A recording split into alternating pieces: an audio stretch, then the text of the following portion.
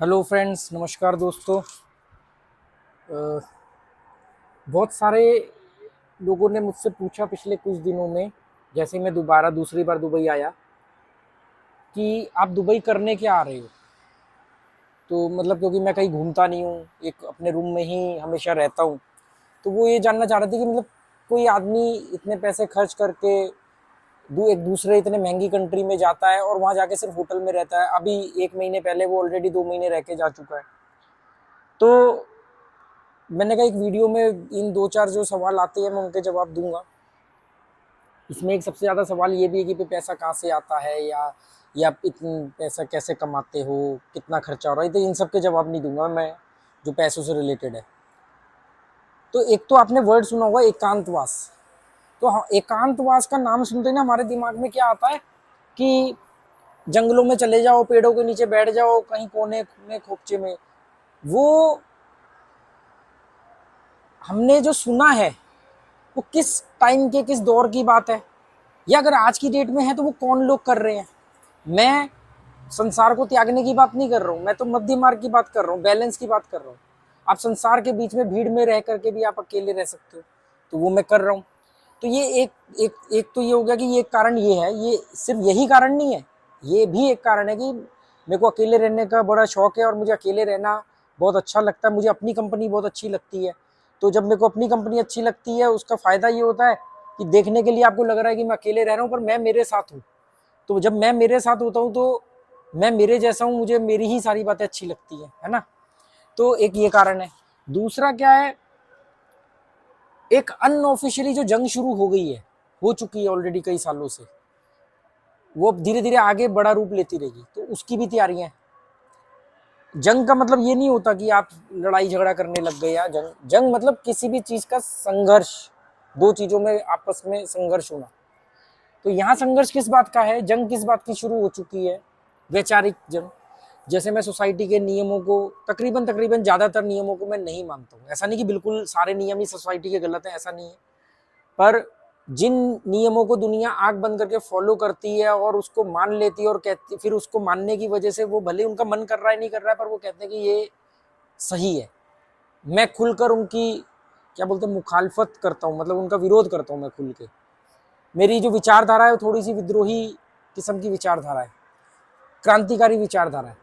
क्योंकि मैं ये कह रहा हूँ कि सारी चीज़ें गलत नहीं है समाज की, या जिन लोगों ने ये चीज़ें बनाई है, पर जो चीज़ें पहले सही थी आज गलत हो गई है, हमें उनको बदलने की ज़रूरत है।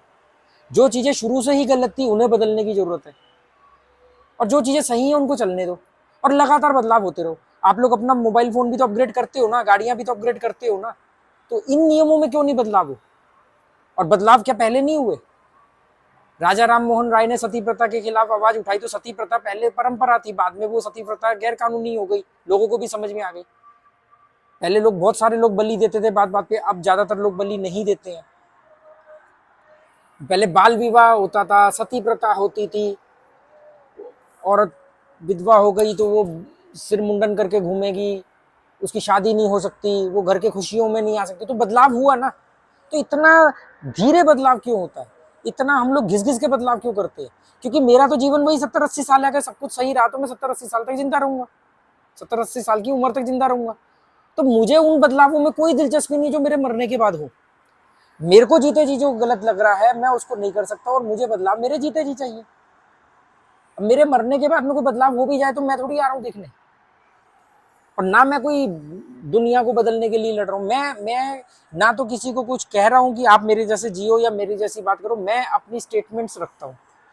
तो वो ऑटोमेटिकली स्वाभाविक तौर पे ही एक जंग शुरू हो जाती है।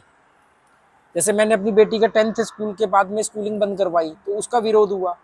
मैंने उसको अकेले सोलो ट्रैवलिंग पर भेजा, तो उसमें भी कुछ लोगों ने बोला, पर बहुत सारे लोगों ने बोला नहीं, पर बोलना चाहते थे, क्योंकि उनकी बोलतियां बंद हो गई ना। तो जो एक जंग आगे जाके धीरे धीरे बड़ा रूप लेगी, उसमें मुझे उसके लिए अपने आप को मेंटली प्रिपेयर भी करना है, मतलब मेंटली फिजिकली हर तरीके से मुझे तैयार रहना होगा। और मैं तकरीबन तकरीबन ज़्यादातर परिणामों के लिए तैयार हूँ। मुझे मालूम है कि इस तरह की सोच रख के आप जब पब्लिकली अपनी राय रखोगे तो यही पब्लिक जूते मारेगी, क्योंकि वो भीड़ है। अगर वो आपकी बात को सही ठहराएगी तो उसको मालूम पड़ेगा, वो अपने आप को ठगा हुआ महसूस करेगा। तो इसकी तैयारियां का भी एक कारण है कि मैं अकेले रहता हूं। कुछ तो बंदोबस्त करना पड़ेगा ना बॉस। कोई इंटेंशनली जंग नहीं छेड़ी है कि नहीं नहीं मैं आऊंगा और अपनी विचारधारा थोपूंगा और मैं लोगों को बदलूंगा, लोगों को भड़काऊंगा, लोगों को समझाऊंगा, लोगों को मैनिपुलेट करूंगा। नहीं, मुझे किसी में कोई दिलचस्पी नहीं है, मुझे किसी को नहीं समझाना है। पर क्या है कि जैसे जैसे मैं अपनी सोच रखता हूं तो ऑटोमेटिकली लोग जुड़ते हैं, कुछ मुट्ठी भर लोग जुड़ते हैं, बहुत सारे लोग खिलाफ होते हैं, तो ऑटोमेटिकली एक जंग शुरू होगी ना। जो जुड़ते हैं वो सिर्फ दूर से बैठ करके तमाशा देखेंगे, कल को मुझे कोई नुकसान भी होगा तो भी वो तमाशा देखेंगे, वो आज भी तमाशा देख रहे हैं। उनमें से 2-4-5% लोग ही होंगे जो आगे आकर के एफर्ट करके आपका साथ देंगे, जिनमें इतनी हिम्मत होगी कि अपने काम धंधे का नुकसान कर सके भी आपका साथ दे सके।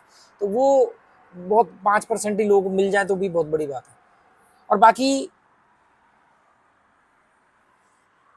अष्टावक्र ने कहा था ना कि ज्ञानी की एक पहचान ये भी होती है कि उसको किसी की सहायता की जरूरत नहीं पड़ती और उसको डर नहीं लगता।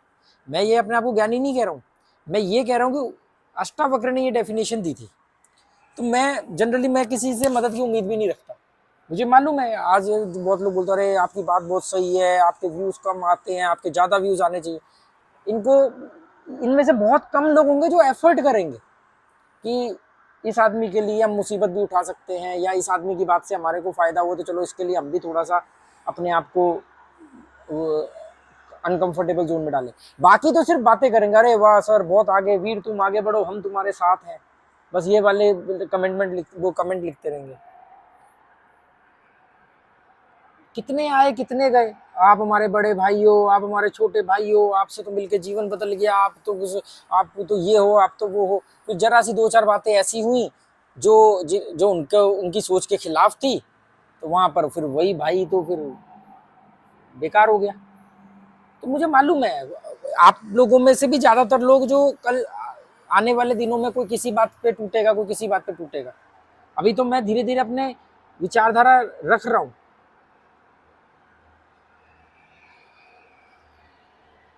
तो ये भी एक कारण है, मतलब लोगों ने पूछा कि आप अकेले क्यों रहते हो, तो ये एक कारण है कि कुछ तैयारियां करनी होती हैं, क्योंकि यही तो लाइफ है, जिंदा आदमी की लाइफ ही तो यही है।